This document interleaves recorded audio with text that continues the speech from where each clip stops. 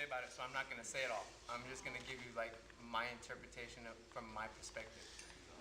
To differ from both of these gentlemen who I've known for quite a while, Flo thinks in the mentality of an athlete. So what he'll say a lot of the time will be based on the mentality of an athlete.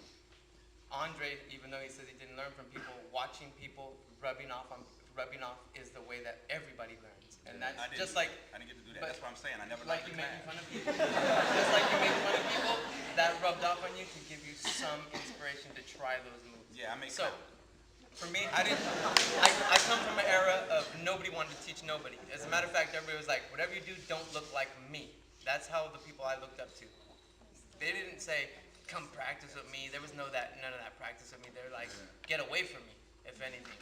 All the people you looked up to. You if you look like that. Right. Yeah. So, in my perspective, I come from a different side of it. I come from the groove is more important than the move. It's always been like this for me. I come from a musician's point of view. My father's a musician. I grew up listening to soul and funk and fusion, sophistifunk. Very sophisticated musicians playing music. Articulating music and in variation over and over and over, which all the dance styles, that's all they are is reinventions of different perspectives of the same things over and over and over and over. So what you'll start doing is it's based on imagery. Each foundation has specific imagery and specific music that inspires the movement. If you understand those things and you appreciate those kind of music without just saying, I want to learn to dance, then you'll go a lot further. Second from that is you can train like an athlete to be great, especially like with breaking. It takes a lot of athleticism because you have artistry, the self-expression, and the athlete that mesh together for it. Separate from that, you have popping or locking, which is not so athletic, but it is cardio, which just means like you just have to be a little bit physical, be able to keep breathing. You could look anything you want. You could have any body chemistry you want and be great at locking. You've seen the original lockers, from a real fat to real skinny, it doesn't even matter. So in terms of the different styles would be, if you understand who the guys created it, the styles, and you pick the different things you like from them. You don't like everything from each person, from the lockers or from anybody. You pick the things that you think is the freshest. Those are the things that rub off on you at the highest level, and those are the ones you start innovating. But the grooves of those things are more important than the moves to me. They always have been. So if you don't feel the music and groove and have that funkiness, which comes from your middle of your torso, from your neck to your waist, if you don't got that, it doesn't matter how many moves you do, that won't be the authentic portrayal of the style. Then separate from that, when you're talking about popping and breaking and locking, I live the lifestyle of a b-boy. I live the lifestyle of a b-boy. It's so different than I dance like I break dance, I break or I pop. I don't live the lifestyle of a popper. I don't go out and put on baggy pants and start doing this all day long. I live the style of a b-boy. I come out, I'm a fashion statement, I'm the style, I do graph, I do all these different things. That's an image of a b-boy. B-boying is the epitome of all elements of hip-hop.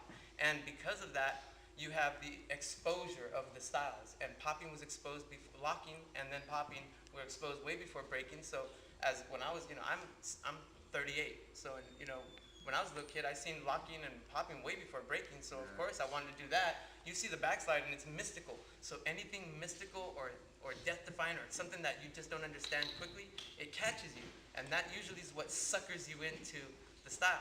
So it only takes one move within each of the styles for you to like it. And it's for you to look at yourself and know, do I feel comfortable with this? Because a lot of it, I didn't like locking because I'm not a happy person like to be on some dance floor. I'm not someone smiling. I lock bam, bam, bam, bam, bam, bam, bam, bam. I'm not. So I had to embrace it after I became an adult because I could say, now I'm comfortable in my skin and I can express myself with this dance style. When I was real young, I was hanging out with dudes that were like, hold on, I'll go knock this dude out so we can get inside the club so we can pay. That was a different lifestyle. You don't start smiling and doing all that stuff. So it's a different lifestyle, and I come from after that, after the fact. So you really have to look at all these things in context to where you are in your body. If you have a good hand-eye coordination, if you're very funky and soulful, you'll notice that there's parallels in each of these styles, especially like the foot jive of locking and the rocking of breaking and the shuffles of boogaloo that all are very similar because we're talking about 4/4 signature music, and you can only do a certain amount of notes, which is like 1/30 seconds. These are 32 notes that you can play with in 4/4 signature, and that's why things will be reinvented over and over, and that's how you are able to embrace the style.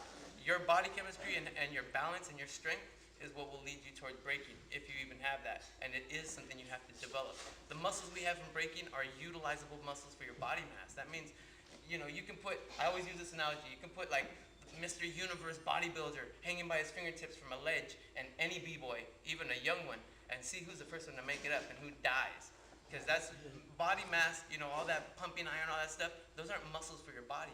The muscles we build are ones that are utilizing for your body and balance and strength. So these are something that is mastering self. So if you're interested in mastering self, you should be trying to do that in all these different levels of dance styles.